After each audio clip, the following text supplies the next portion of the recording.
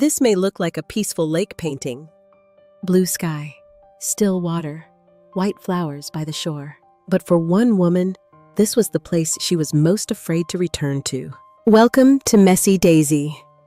Art, a quiet place for acrylic paintings, gentle stories, and little moments of healing.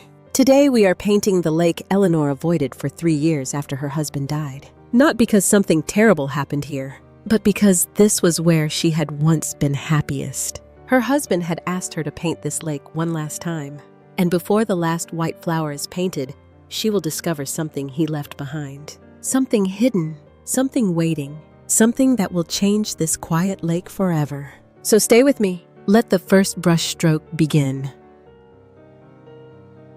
He asked her to paint one last time. The drive to Maine took Eleanor 4 hours and 11 years off her life. Not because of the traffic, though. Route 1 on a Saturday morning was never kind to anyone over 60. Not because of the rain that had followed her since Portland, steady and gray, the kind that didn't pour so much as insist. It was because of the last 20 minutes, the part where the highway gave way to a 2-lane road, where the trees closed in on both sides like old friends who had been waiting, where the smell changed pine and cold water and something she didn't have a word for, only a feeling. The feeling of every summer she had ever been happy. Eleanor kept her eyes on the road, both hands on the wheel. You don't have to go in right away, she told herself. You can sit in the car for a while. No one's watching. The house came into view around the bend, the same white clapboard siding, the same green shutters she had been meaning to repaint since 2019. The porch was still standing. The dock was still there, stretching out over the water like a quiet invitation. She had not been here in 3 years, and the strange thing was she was not afraid the house would feel empty. She was afraid it would still feel full. Not since the August after Thomas died. She had driven up that time too, alone, thinking she would open the windows and air the place out and maybe stay a night, just to prove she could. She had gotten as far as the front steps before she turned around and drove the 4 hours back to Boston without ever unlocking the door. She was not proud of that, but grief, she had learned, was not interested in what you were proud of. Today was different. Today, she had packed a bag. She had packed her paints, the old acrylic set she hadn't opened since Thomas got sick, still tucked in the back of the hall closet where she had left it. She had called ahead to the general store in town and asked them to hold a sandwich for her at noon, because Thomas had always said you needed something to look forward to or a day could swallow you whole. And today was June 14th, their anniversary. 41 years. 41 years ago, they had been married in a small church in Vermont, with 14 guests and a cake that leaned slightly to the left. Thomas had cried during the vows. She had not. She had been too busy trying not to laugh at the cake. She had felt guilty about that for years until Thomas told her it was the thing he loved most about that day. You always knew when something was funny, he said, even when you weren't supposed to. Eleanor parked the car and sat for a moment. The rain had stopped. Just like that, as if it had only been accompanying her this far and had somewhere else to be. The lake was the same impossible blue it always was. The mountains in the distance green and unhurried. And along the edge of the bank, half hidden in the tall grass, the wild white flowers were already blooming. She had forgotten they came back every year. She pressed her hand flat against the window glass, cool against her palm. All right, Thomas, she thought. I came back.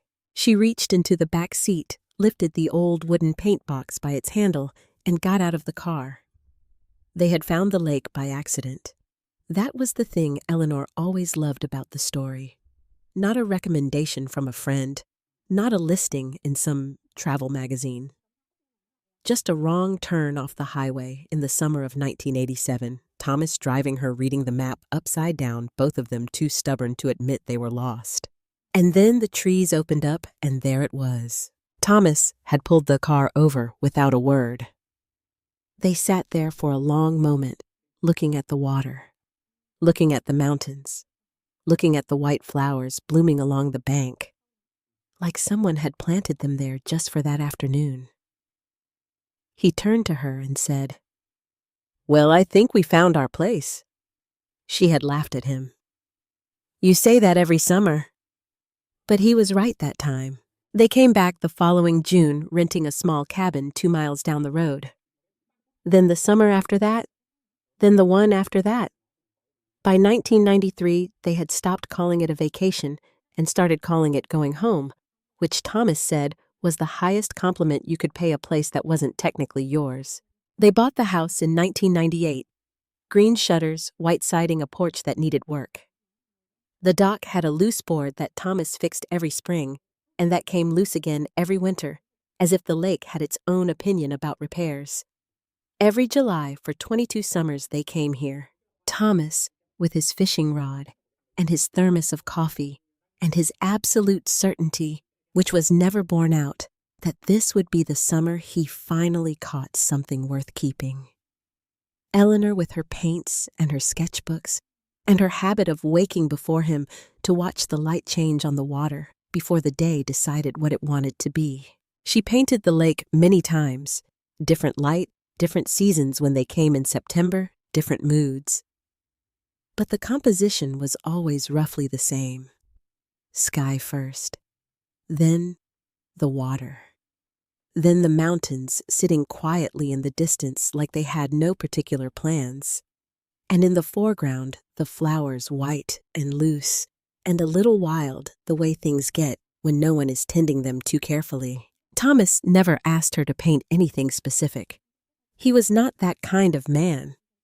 He would simply come up behind her sometimes, coffee in hand, and look at whatever she was working on, and say something like, "You got the water right today." Or, "I like how you did the clouds." Small observations, quietly meant.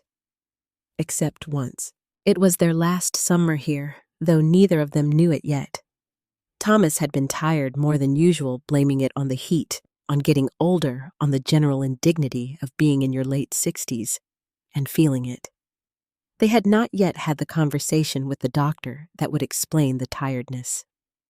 That conversation was still 2 months away, waiting for them in a beige office in Boston, like something they hadn't opened yet. That last evening, he had come to sit beside her on the porch. The sun was going down behind the mountains. The lake had gone still and golden. She remembered setting down her brush because the light was doing something she didn't want to interrupt with painting. Thomas looked at the water for a long time. Then he said, "You should paint this one day." Not a study, not a sketch, a real painting. The whole thing, sky and water and the flowers down at the bank. Something you take your time with. She had smiled and said she would. She did not know, sitting there that evening, that she was making a promise she would spend 3 years finding the courage to keep. After Thomas died, people said things. Kind things meant well. They said he was at peace. They said he was no longer suffering. They said, "At least you had so many good years together," as if years were a kind of currency you could count out and find sufficient. Eleanor did not blame them. She had said the same things herself before she knew better. What nobody said, and what she discovered on her own in the long, quiet months that followed, was this: grief is not loudest at the funerals and the first holidays and the anniversaries you brace yourself for. Grief is loudest on a Tuesday afternoon when you go to tell someone something funny you just heard and then remember. Grief is loudest in the ordinary moments you never thought to protect because you never imagined they would end. The summers at the lake had been full of ordinary moments. That was why she had locked the door and left. Not because the lake was too sad, because it was too full.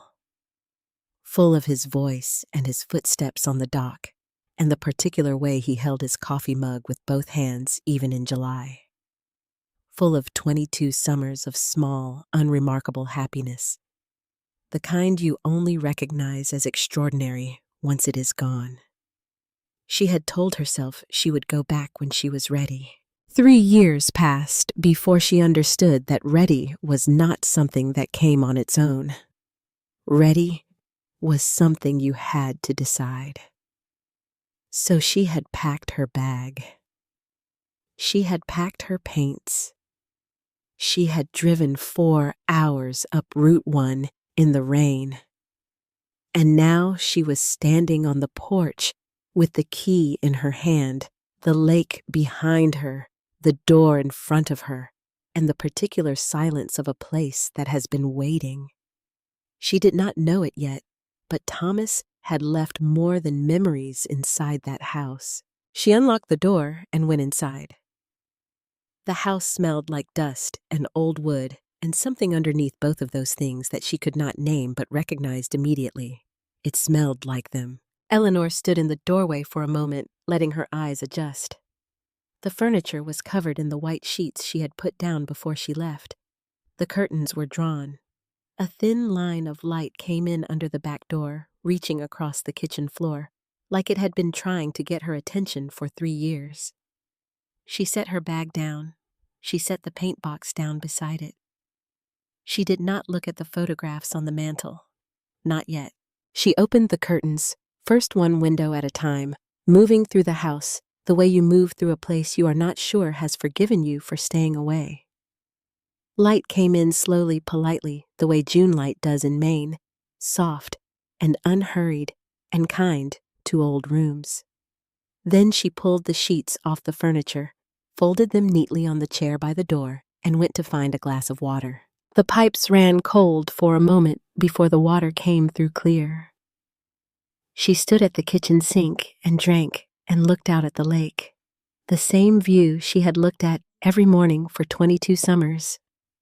The water was doing what it always did in the middle of the day, holding the light on its surface like it was proud of it.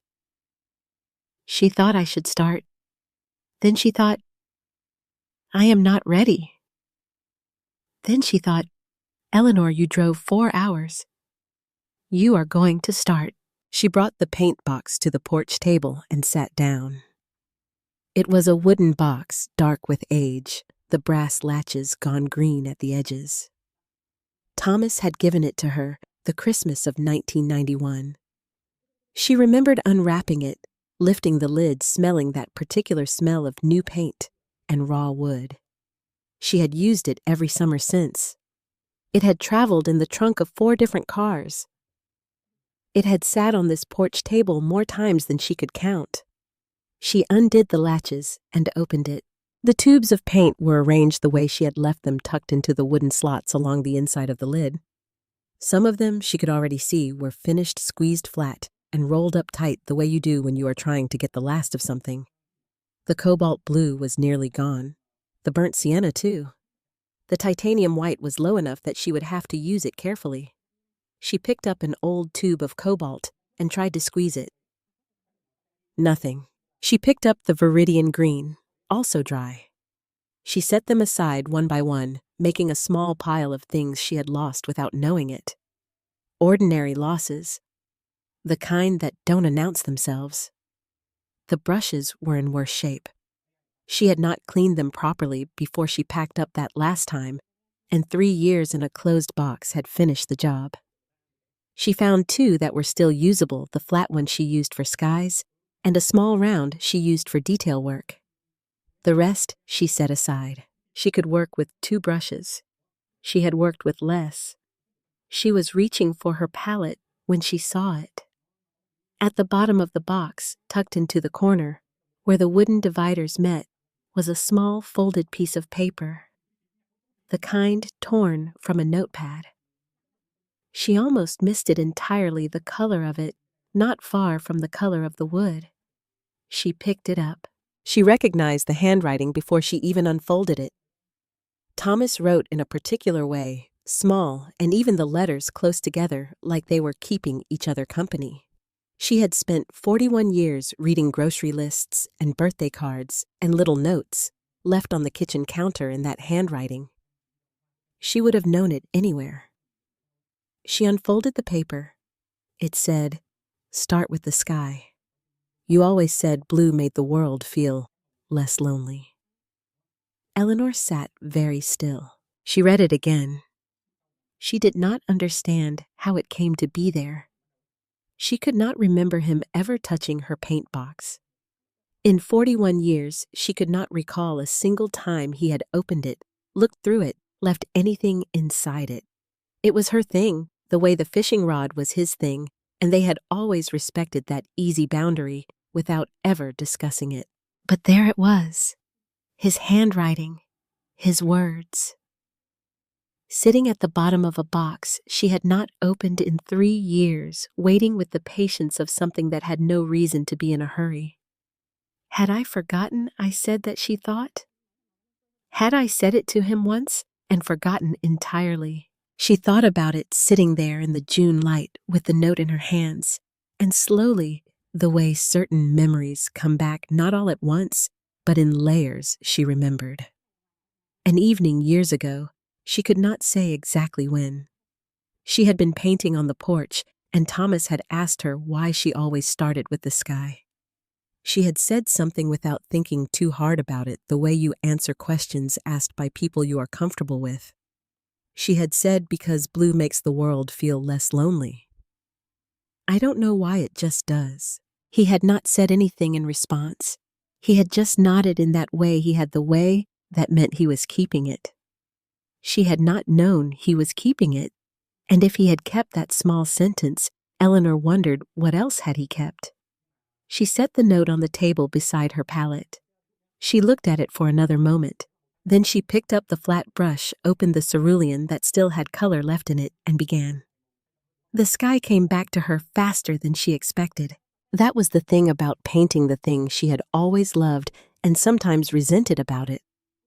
Your hands remembered even when the rest of you had been trying to forget. The brush moved across the canvas in the way it always had, laying down the cerulean in long, easy strokes.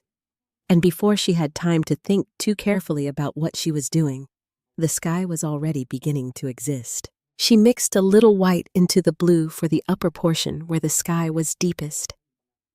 Then more white as she moved down toward the horizon, letting the color soften and open up the way it did on clear summer mornings over water. She had painted this sky so many times that her hand knew the gradations before her mind did. Deep at the top, pale and luminous where it met the mountains. A particular kind of blue that existed, as far as she was concerned, only here and nowhere else in the world. Thomas used to say the sky over Maine was showing off. She smiled at that, the memory arriving quietly without warning, the way the good ones often did. It had been a morning in their 3rd or 4th summer here. She was painting, and he was sitting in the Adirondack chair beside her, with his coffee, both of them, looking up at a sky so blue, it seemed almost unreasonable. And he had said it completely seriously, the way he said most funny things, without any signal that he thought he was being funny at all. The sky over Maine is showing off, like it knows it has an audience and it's taking full advantage. She had laughed so hard she had to put her brush down. That was Thomas. He did not tell jokes. He simply said what he observed in the plainest possible language, and somehow that was always funnier than any joke. She loaded the brush again and worked on the clouds. The clouds in the painting wanted to be the same ones she could see right now from the porch. The loose, unhurried kind that didn't suggest rain, just company. She had always found clouds the most forgiving thing to paint. They did not require precision. They required attention and a willingness to let the white go where it wanted to go, and a light touch on the brush so you didn't overwork them into something stiff and unconvincing. Thomas had once watched her paint clouds for 20 minutes without saying a word. When she finally looked over at him, he had a particular expression on his face, the one she associated with him working something out. She had asked him what he was thinking. He said, "I was trying to understand how you know when to stop." She had thought about that. Then she said, "You stop when it looks like you didn't try too hard." He had nodded. Then after a moment he said, "That's true of a lot of things." She had not known what he meant at the time. She thought she knew now. Eleanor sat back and looked at the sky she had made. It was not finished, nothing was finished yet, but it was right. The blue was right. The clouds were sitting in it the way they were supposed to sit, lightly without too much effort. She thought, all right. The water next. The water was harder. Not technically. She knew how to paint water. She knew the particular trick of it, which was not to paint the water itself, but to paint the light that was sitting on top of it, the reflection of the sky, the shimmer along the surface where the light caught and broke apart into something that didn't have a clean word for it in any language she knew.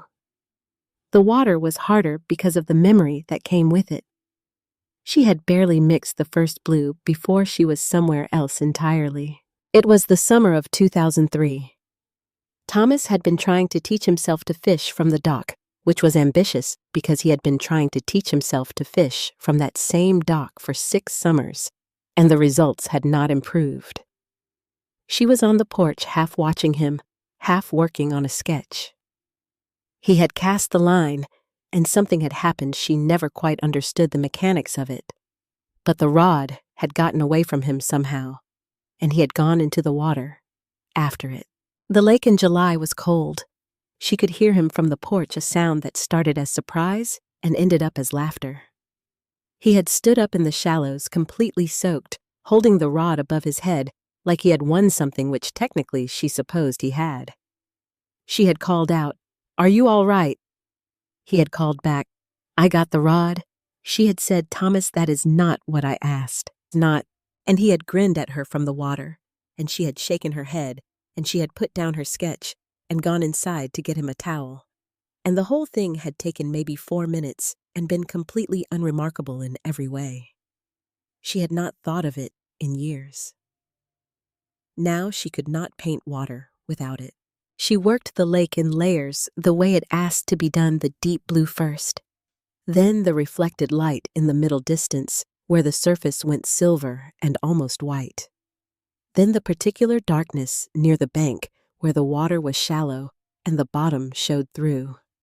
She added the shimmer last small horizontal strokes of near white, not too many, just enough to suggest that the light was alive on the surface and not simply sitting there.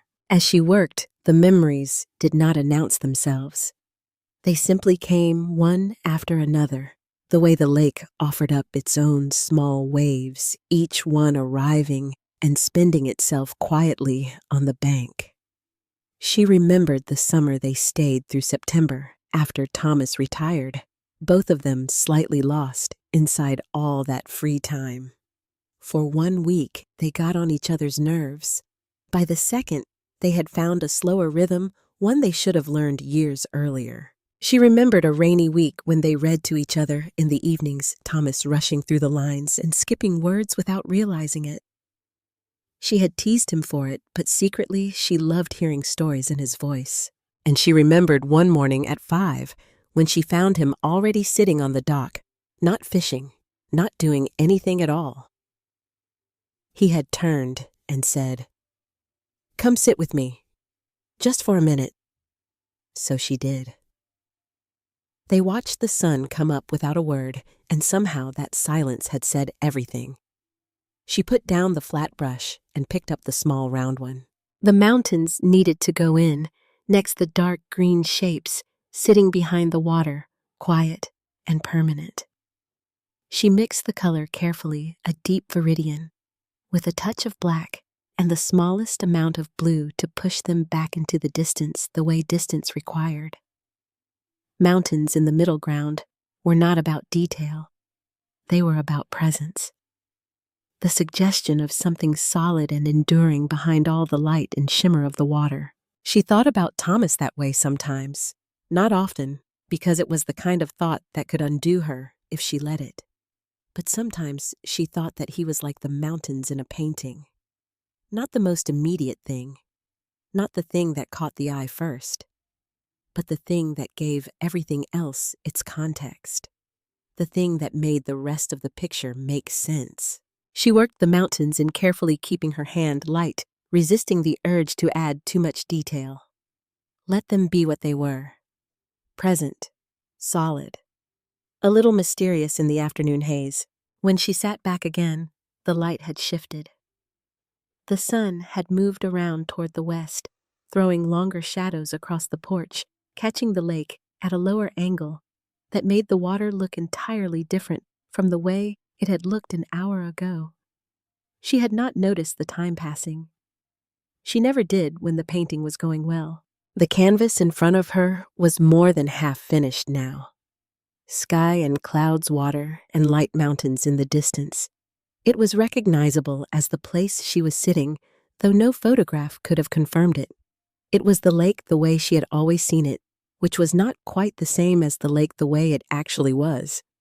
And she had long ago decided that this was not a flaw, but the whole point. If this quiet painting is keeping you company today, stay with us a little longer. Subscribe to the channel for more acrylic paintings and gentle stories like Eleanor's. There was only the foreground left. The dark earth of the bank, the green tangle of leaves and stems, and the flowers white and open and completely themselves the ones she had been avoiding thinking about since she sat down. She looked at them now growing wild along the bank just below the porch, moving slightly in the afternoon breeze. They were the same as they had always been. They had not needed her to be here. They had come back every summer, regardless, blooming without permission, without anyone to notice or appreciate or paint them. She picked up her brush. That was when the day, which had been made entirely of memories, finally gave her something new. And then she heard footsteps on the porch stairs. She turned to find a man standing at the bottom of the porch steps, hat in hand, the way people used to stand before anyone decided that was too formal. Samuel Briggs.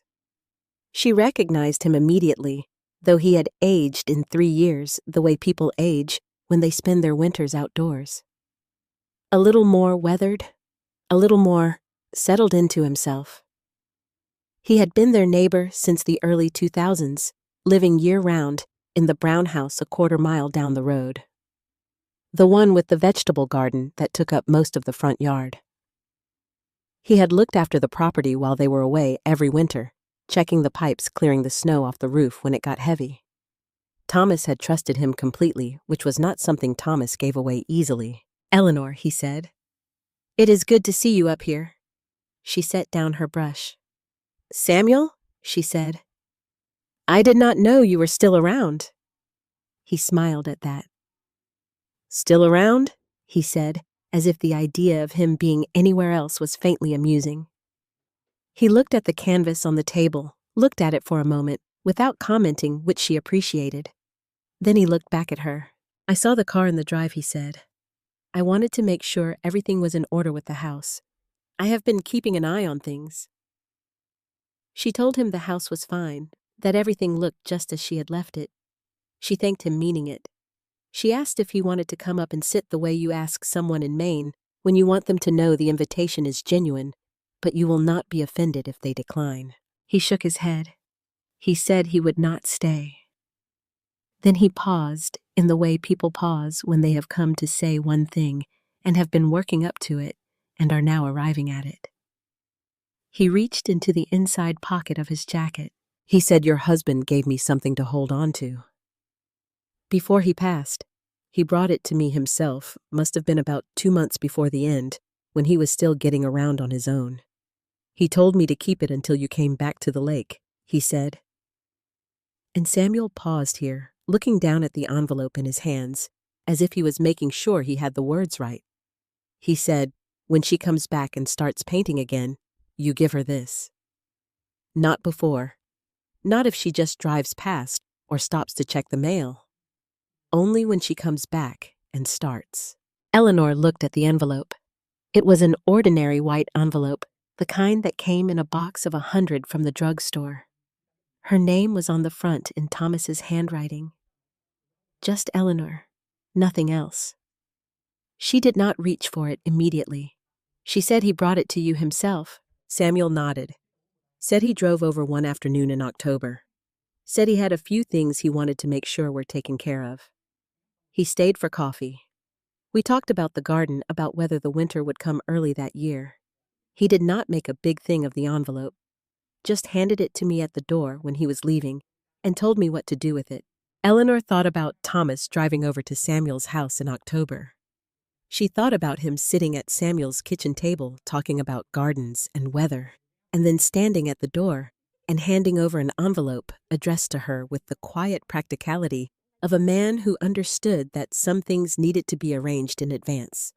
She thought about the note in the paint box. She thought about how long he must have been thinking about all of this, making his small preparations, tucking things into places where she would find them when she was ready, not asking anything of her directly, because he knew her well enough to know that a direct request would have felt like a weight, and he had never wanted to be a weight to her. Even at the end. Even then, he had been thinking about how to make things easier for her afterward. She pressed her lips together and looked at the lake for a moment. Then she reached out and took the envelope from Samuel's hands. It was lighter than she expected. A single sheet, maybe two at most. Samuel said, "I am glad you came back, Eleanor." He would be glad too. She nodded. She did not trust herself to say anything. He put his hat back on, gave a small nod, the way men of his generation did when words had reached their limit, and walked back down the porch steps. She watched him go down the path toward the road, his hands in his pockets, unhurried the way a man moves when he has just done something he was asked to do a long time ago, and has carried it carefully the whole way. She sat for a long time with the envelope in her lap. The afternoon was still and warm. A bird was doing something complicated in the tree at the edge of the yard. The lake moved and glittered and moved again, indifferent to all of it, the way bodies of water are indifferent to everything human and beautiful for it. She looked at her canvas. The painting was waiting. The flowers were waiting. The envelope was waiting too. For the first time all day, the painting no longer felt like the only thing she had come here to finish. She looked down at her name in his handwriting and thought 41 years, and I still know exactly how he held a pen. She slid her thumb under the flap and opened it. The letter was short. Thomas had never needed many words. My Eleanor. If you are reading this, it means you came back. Good. I knew you would, though. I also knew you would take your time. Please, do not paint the lake as the place where I left you. Paint it as proof that we were happy here. Start with the sky. Finish with the flowers. And when it hurts, remember this: I was not taken from every summer we had. I was part of them. Love, always. Thomas Eleanor read it once, then again. By the third time, the words had blurred. For 3 years, she had thought coming back meant admitting he was gone. Now she understood he had been trying to lead her back to the parts of him that were still here. She went back to the canvas. Her hands were not entirely steady, but she picked up the brush anyway. She had learned in the months after Thomas died that you did not wait for your hands to be steady. You did not wait for your heart to be ready. You simply picked up whatever you were supposed to be holding, and you began. She looked at the flowers growing along the bank below the porch. The real ones, living ones, moving in the late afternoon breeze with the easy confidence of things that had never once doubted their right to exist. White petals, 5 to a bloom with centers the color of pale butter.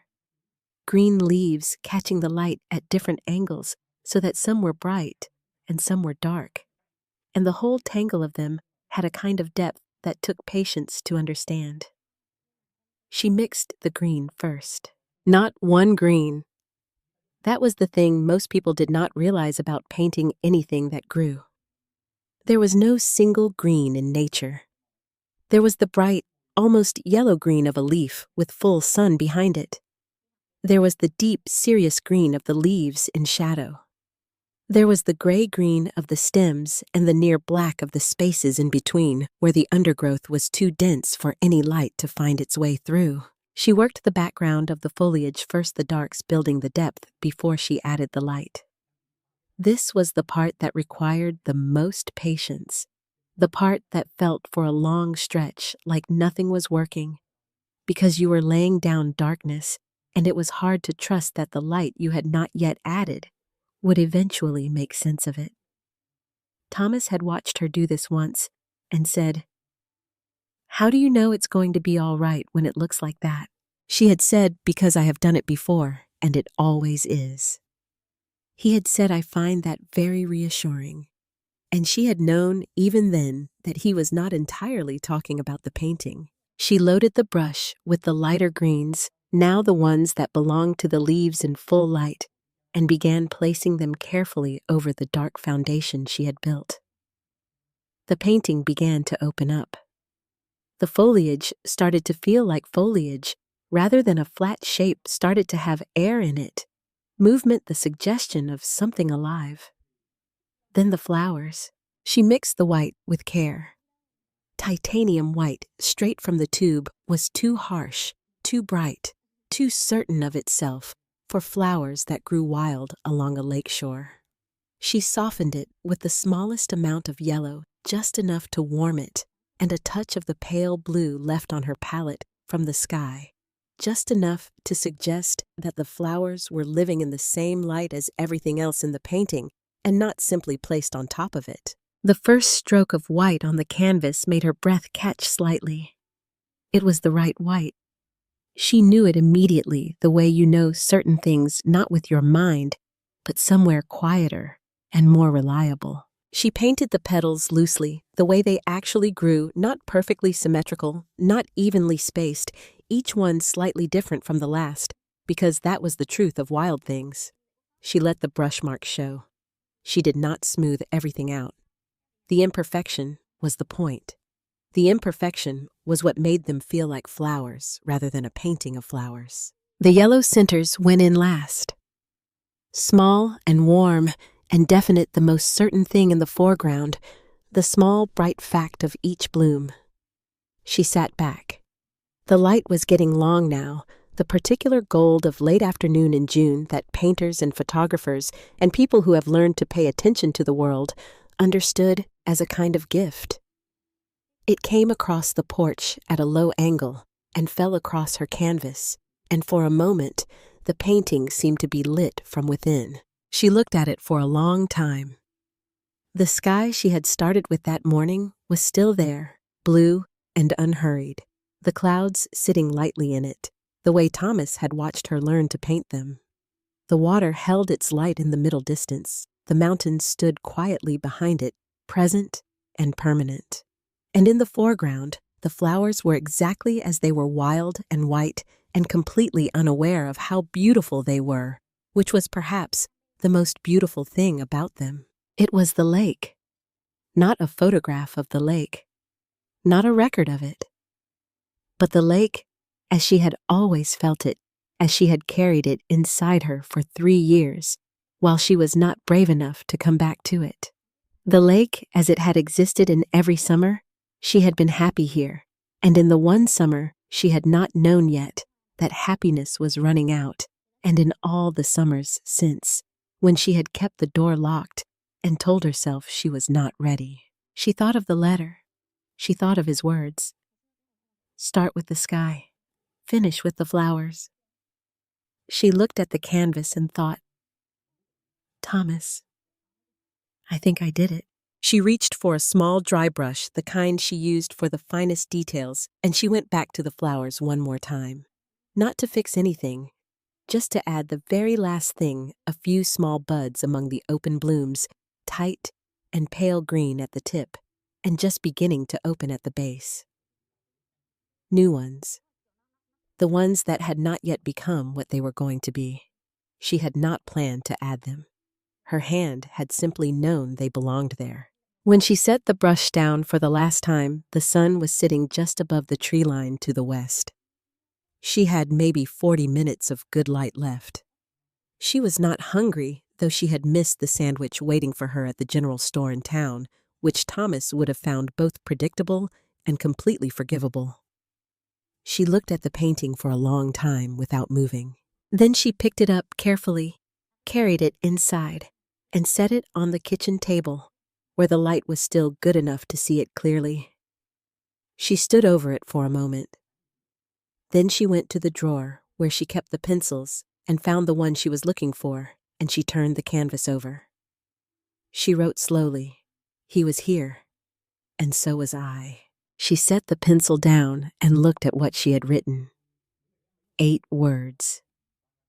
She had spent 41 years with this man, had accumulated enough memories to fill every room of this house, and still have some left over for the porch and the dock and the path down to the water. And what she had found in the end was 8 words, but they were the right 8 words. She knew that the way she had known the white was right somewhere quieter than thinking. She turned the canvas back over and looked at the painting one more time. The kitchen was warm and still. Outside, the light was doing its last good work of the day, going gold and then amber across the surface of the lake, the kind of light that made everything it touched look like it was being remembered rather than simply seen. She stood there for a while, not thinking about anything in particular. Just being in the room in the house, on this piece of land beside this water that had been theirs for so long, it had become part of how she understood herself. She thought about the drive home tomorrow. 4 hours back down Route 1, the trees giving way to the highway giving way to the city. She thought about walking back into the apartment in Boston, setting the painting down somewhere, and figuring out where it belonged. Not the closet, not the spare room. Somewhere she could see it. She thought about coming back, not to pack anything up, not to close anything down. Just to come back the way they had always come back, because this was the place, and June was the month, and some things did not require more justification than that. She had been so certain these past 3 years that returning would mean surrendering to grief.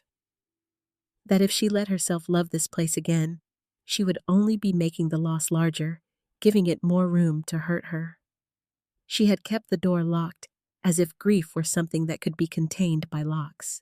But grief had been with her in Boston too, in every ordinary Tuesday, in every cup of coffee made for one, in every funny thing she had heard and turned to tell someone who was no longer there.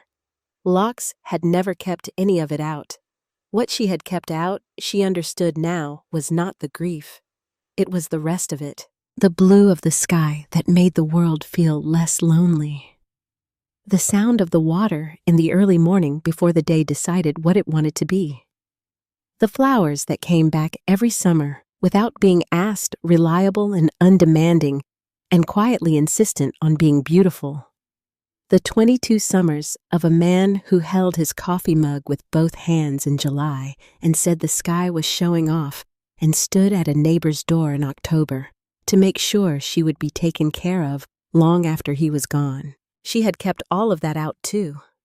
Eleanor carried the painting to the sitting room and propped it against the wall where the light from the window would find it in the morning. She stood back and looked at it from across the room, the way you look at something when you want to see it, the way a stranger would see it without knowing everything that went into it. It was a good painting. She thought Thomas would have said something simple about it, something that sounded plain and meant everything. He would have looked at it for a while and then said, "You got the water right," or, "I like how you did the flowers." And she would have said, "That's all you have to say." And he would have said, "What else is there to say? It's right." She smiled at the empty room. Outside, the last of the light left the water, and the lake went quiet and dark and very beautiful, the way it did every evening, whether anyone was there to see it or not.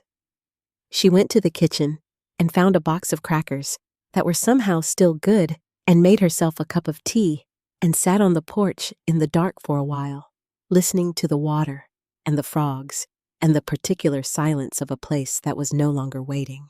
In the morning, she would call her daughter. She would say, I went back to the lake, and her daughter would go quiet for a moment and then say Mom and put a whole conversation into that one word the way daughters do. And Eleanor would say, it was all right. Better than all right, actually. I finished a painting. She would not try to explain all of it. Some things explained themselves slowly over time, the way a painting built itself up layer by layer, until suddenly it was something that had not existed before and could not be accounted for by any single brushstroke.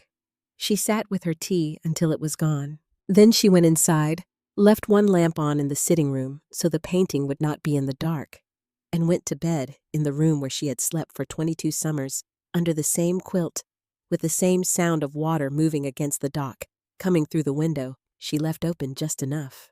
She did not lie awake for long. If Eleanor's story stayed with you, subscribe and come back for the next painting. Some stories are meant to be heard slowly, one brushstroke at a time. There are places we avoid because we are afraid of what we will feel when we return to them. We lock the doors and tell ourselves we are protecting something, that we are being sensible, that we will go back when we are ready. And the years pass the way years do, which is to say quickly and without asking permission. But sometimes a place holds more than the grief we are afraid of. Sometimes it holds the proof quiet and patient and waiting for us to be brave enough to look at it, that we were loved, that we were happy, that the life we lived was real and full and worth every ordinary moment we were too busy to notice at the time. Eleanor had been afraid the lake would show her only what she had lost. Instead, it had shown her what she still had, what she would always have, what no amount of locked doors or careful distance could ever take away. She did not call the house by the lake the place where Thomas had left her anymore. She called it the place where summer stayed. And on the wall of the sitting room, in the quiet of the Maine night, the painting held its light.